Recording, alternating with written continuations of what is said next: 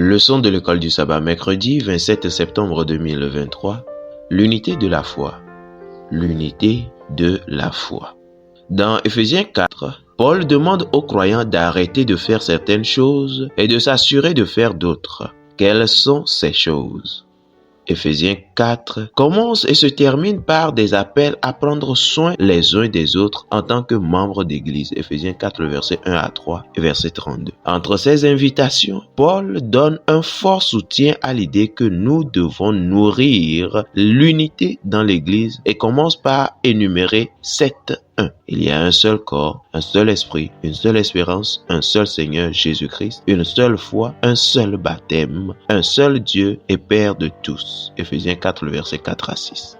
Nous sommes liés par ces réalités spirituelles. En fait, nous sommes unis. Bien que l'unité soit une certitude théologique, elle exige notre travail acharné. Nous devons donc toujours nous efforcer de conserver l'unité de l'esprit, Éphésiens 4, verset 3. Et l'une des manières pour nous de le faire est d'être une partie active du corps de Christ, Éphésiens 4, verset 7 à 16.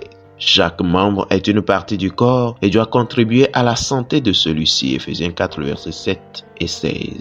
Et tous devraient bénéficier de l'œuvre des apôtres, des prophètes, des évangélistes, des pasteurs et des docteurs, Éphésiens 4, versets 11 et 12. Ceux-ci, comme les ligaments et les tendons, ont une fonction unificatrice, nous aidant à grandir ensemble en Christ qui est la tête du corps. Éphésiens 4, versets 13 et 15. À l'époque, Paul leur avait également dit de ne plus être des enfants flottants et emportés à tout vent de doctrine par la tromperie des hommes, par leur ruse, dans les moyens de séduction. Éphésiens 4, verset 14. Des mots qui suggèrent clairement que l'Église primitive faisait face à des luttes internes causées par la ruse des hommes. Alors que Paul se dirige vers son appel final à être bons les uns envers les autres, compatissants, se pardonnant réciproquement, Éphésiens 4, verset 32, il demande aux croyants d'abandonner leur endurcissement de cœur d'avant, Éphésiens 4, verset 17 à 24, et d'éviter la colère et les discours méchants en les remplaçant par un langage qui construit et donne la grâce, Éphésiens 4, verset 25 à 31.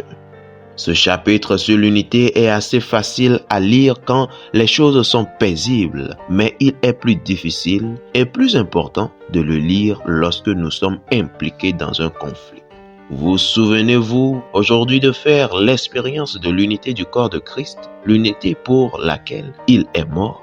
Comment pouvons-nous contribuer à l'unité de notre Église, tant au niveau local que mondial? Pourquoi est-il important que nous fassions de notre mieux? Fidèles auditeurs et internautes, que Dieu vous garde. Amen.